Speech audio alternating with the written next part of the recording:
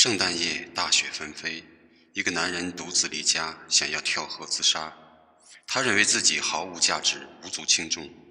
也许是生活的重压导致其濒临崩溃，就像我们在某一瞬间曾经感受到的那样。就在他跳河前的一瞬，上帝突然决定派一个天使来人间拯救他。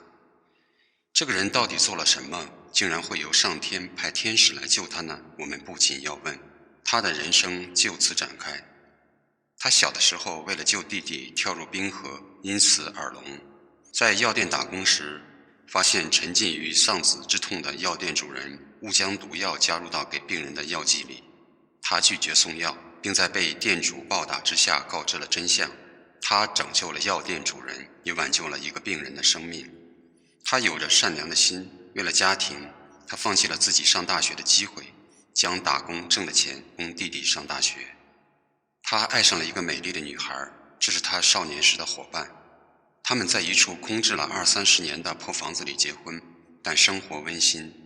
为了对付镇上的奸商，他放弃了旅行结婚的机会，将用于旅行结婚的钱给了贫困的镇上的人们。为了避免小镇被奸商所控制，导致小镇人们的生活进一步恶化，在父亲突然离世之后，他放弃了自己到大城市发展的梦想。结果已经濒临绝境的信托银行用自己的力量，以很低的贷款利率帮助镇上的人们。因此，虽然家里开着信托银行，生活仍然很拮据。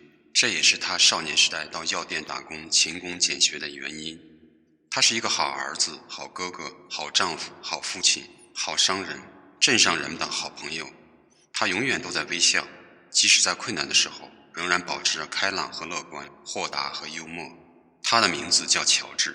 战争爆发，乔治因为耳疾没能参军，于是只好留在小镇为前方的军队默默工作。他的弟弟则参加了空军，成为战斗英雄，名扬全国。这让一直梦想着走出小镇的乔治倍感失落。在乔治的全力经营下，小镇上盖起了越来越多供穷人居住的房子，大家生活富裕了，而他还住在当年破旧的房子里。妻子不但没有嫌弃过他，反而为他而骄傲，希望他们的儿女也都成为像他这样善良的人。他的善行得罪了奸商，威逼利诱不成，奸商便利用自己的势力，在小镇上对他进行了围剿。一次，同为银行员工的叔叔丢失了银行的8000美元，奸商借此调动各种渠道，对乔治的信托银行开始了围攻。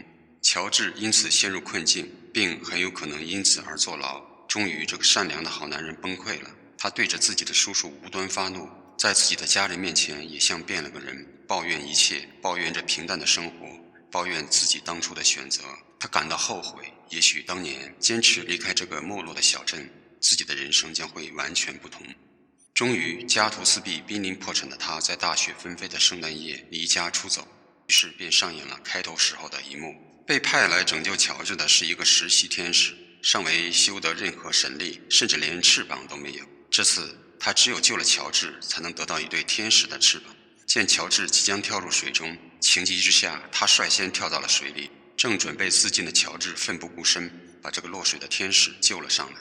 天使说明了自己的身份，称自己是乔治的守护天使，是来帮助他的，但又没有任何办法。这让乔治更加崩溃。乔治认为自己的人生毫无价值，就算自己没有出生，这个世界也不会有什么不同。于是天使灵机一动，给他演示了假如乔治没有出生时小镇的样子。乔治走到了街上，看到了面目全非的小镇。小镇名字已经改成了奸商的名字，药店主人已经变成了一个醉鬼。原来当年他配错了药，害死了人，在坐牢半生之后，成了一个彻底的废人。现在没有人认识乔治，乔治曾给大家建造的经济适用的房子早已不存在，小镇成了奸商盘剥百姓的天堂。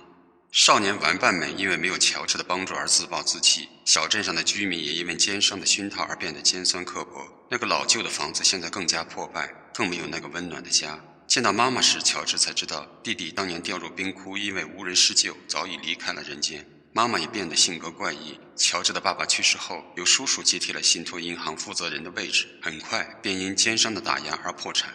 叔叔疯了，人生急转直下。乔治的妻子玛丽因为一生没有遇到心仪的人，孤苦一生，漂泊无依，生活非常凄惨。见此情形，乔治受到了强烈震撼，他大声叫喊：“这个世界为什么成了这样？”天使回答：“因为缺少了你，缺少了你的善良。如梦初醒的乔治决定继续留在这个世界。他意识到自己拥有的东西太多了，自己的人生其实充满了被自己忽视的幸福。他终于意识到自己存在的价值。让我回到过去的生活里，这是乔治的心声。终于如他所愿，乔治重又回到了大雪中的圣诞夜。生活如此美好，雪夜的街道上，乔治一遍遍地喊着圣诞快乐，冲回到家里，亲吻着妻儿。查账人和警察出现了，准备将他拘捕。他无所畏惧，满心欢喜地向他们祝福。乔治陷入困境的消息传遍了小镇，所有的人都纷纷伸出援手。他的家被小镇上热情的人们挤满了，所有的人都倾其所有支持他。所有他帮过的人，在他最困难的时候成了他的天使。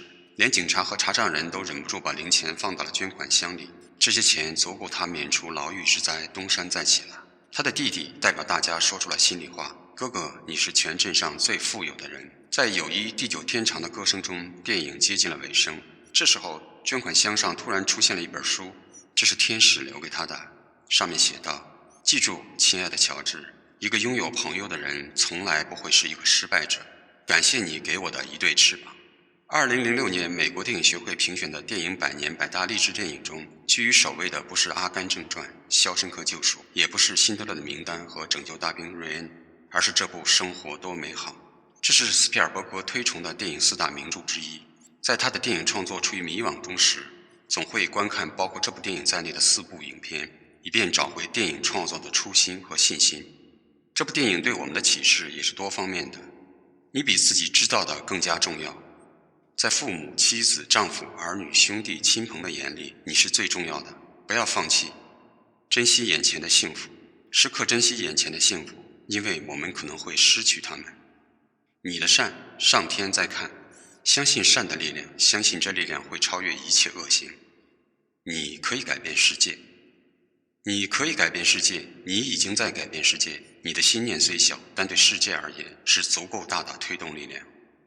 你也有自己的守护天使，每个人都有自己的守护天使，而且不止一个。善行越多，守护天使的力量便越大，或者换句话说，你的善越多，你周围爱的力量便越大，爱会使你更强大。世界因你而精彩，你不是无足轻重、可有可无的。每个人的存在都会影响很多人，给很多人的生命赋予丰富的色彩，你也不例外。这个世界因为你的存在而更加精彩。感谢你的收看，普光说影为您分享好的故事、好的电影，感受不一样的人生。喜欢的话，请订阅、收藏、评论并点赞。您的支持是我前进的动力。我们下期见。